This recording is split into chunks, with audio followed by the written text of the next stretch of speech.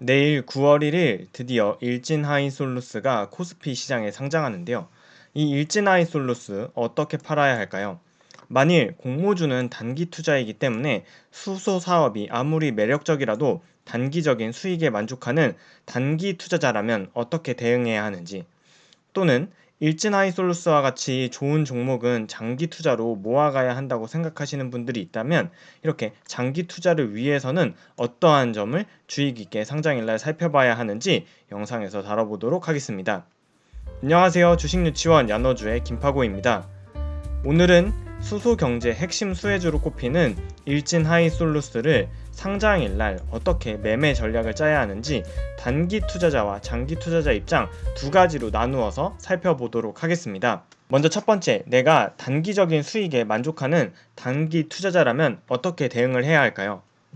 단기 투자자라면 무엇보다도 상장일날 유통 가능 수량과 비율을 잘 알고 있어야 하는데요. 일진하이솔루스의 상장일 유통 가능 수량은 약 490만 주로 상장 주식의 13.5%에 해당합니다. 먼저 일진하이솔루스에 배정된 우리사주 물량 217만 주 중에서는 33만 주밖에 청약이 들어오지 않았지만 기관 투자자에게 늘어난 배정 수량 720만 주 중에서 무려 78%인 560만 주가 의무 보유 확약을 배정한 기관에게 배정되면서 결국 상장일날 최종 유통 가능 물량은 490만 주 13.5%가 되었습니다. 따라서 공모가 34,300원 기준으로는 일진하이솔루스는 시가총액 1조 2,500억에 상장을 하게 되는데요. 이때 유통 가능 금액이 공모가 기준으로는 1,700억에 해당합니다.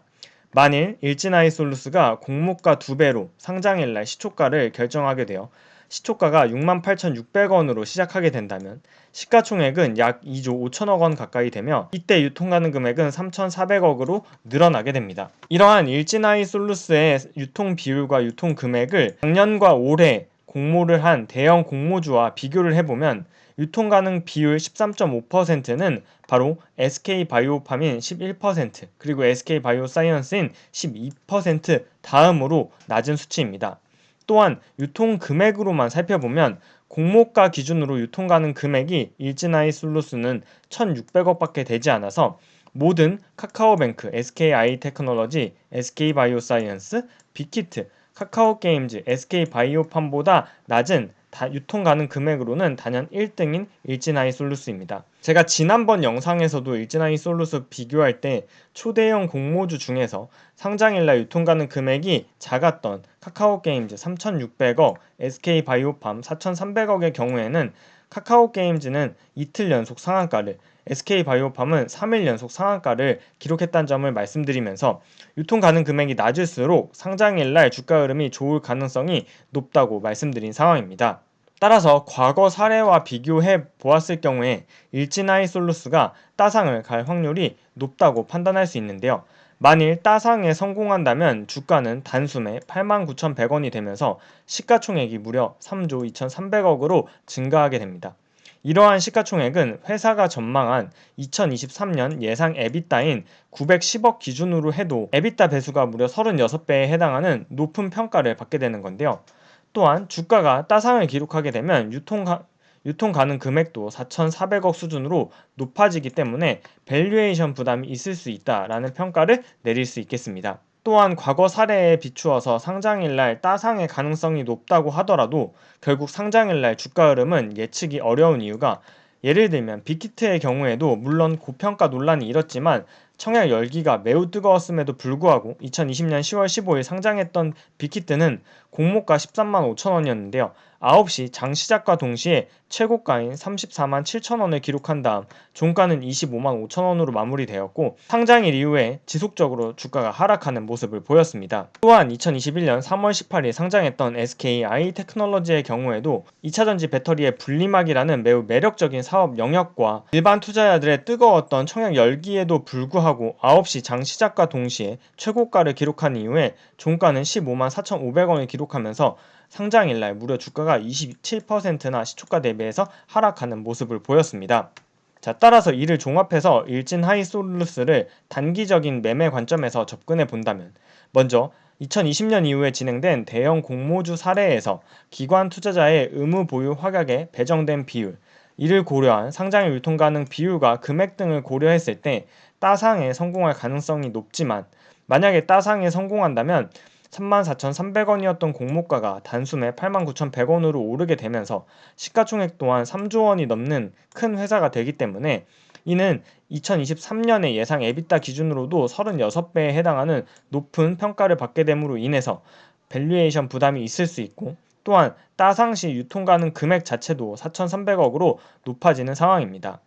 결국 투자자들의 기대를 한몸에 받았던 빅히트, 현재 하이브나 SKI 테크놀로지의 경우에도 상장일날 주가 흐름을 전혀 예상할 수 없었기 때문에, 단기적인 투자자라면 따상에 성공을 하든 그렇지 않든 자신만의 매도가를 정하고 나서 분할 매도에 나서는 것이 좋은 방법이라 할 수 있습니다. 두 번째, 일진아이솔루스를 수소경제의 특급 수혜주로 보고 장기적인 관점에서 바라보는 투자분들도 많으실 텐데요. 이런 경우에는 어떻게 대응을 해야 하는지 살펴보도록 하겠습니다.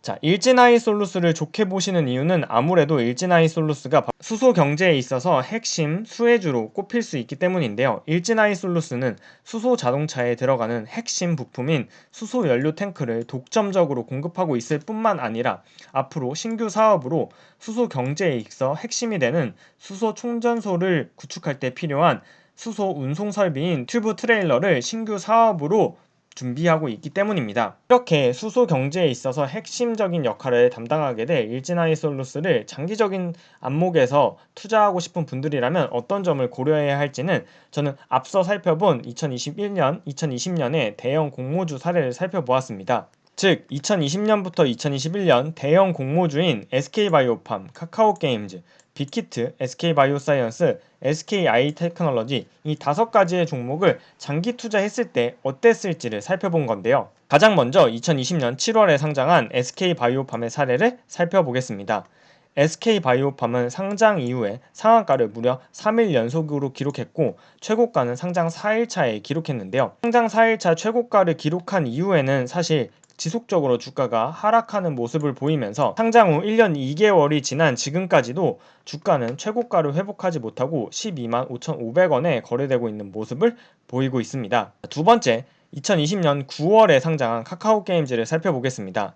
카카오게임즈는 상장 이후에 이틀 연속 상한가를 기록하고 최고가는 상장 3일차에 기록했는데요.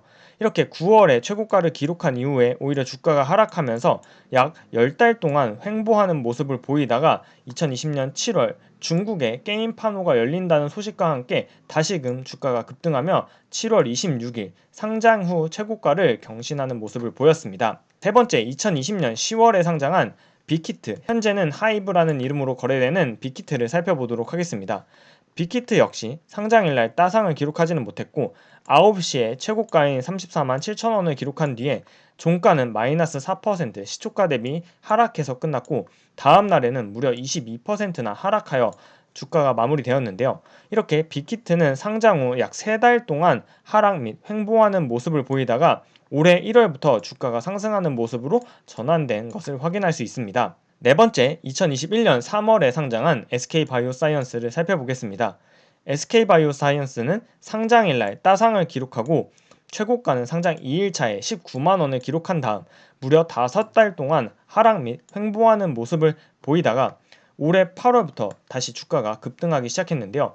올해 8월 주가가 급등하면서 최고가인 19만원을 가볍게 경신하는 모습을 보였습니다. 마지막으로 올해 5월에 상장한 SKIT를 살펴보도록 하겠습니다. SKI 테크놀로지는 상장일날 따상은커녕 무려 시초가 대비 마이너스 27%를 하락하여 상장일날 마무리되었는데요. 이랬던 SKI 테크놀로지는 상장 후 약 한 달 동안 횡보하다가 주가가 6월 중순부터 상승 추세에 접어들어서 7월 26일 주가가 최고가를 경신하고 현재는 20만원에 거래되는 상황입니다. 자, 이렇게 5가지의 사례를 보면서 어떤 생각이 드시나요? 자, 먼저 상장일날 주가 급등이 심할수록 주가는 침체하는 경향을 보였습니다. SK바이오팜은 상장 이후에 3연속 상한가를 기록했다가 이후에 1년 2개월째 하락 중이며, 카카오게임즈는 상장 이후 2연속 상한가를 기록한 끝에 10개월 동안 횡보하고 주가가 반등했으며, SK바이오사이언스의 경우에는 상장 이후에 상한가를 한 번 기록했지만 그 이후에 5개월 동안 횡보 후에 주가가 반등에 성공했습니다. 자, 두 번째, 반면에 상장일날 주가 흐름이 좋지 못했다면 오히려 횡보하는 기간이 짧고 반등하는 경향을 보였습니다. 빅히트, 하이브의 경우에는 상장 후에 주가 흐름이 매우 좋지 못했는데요.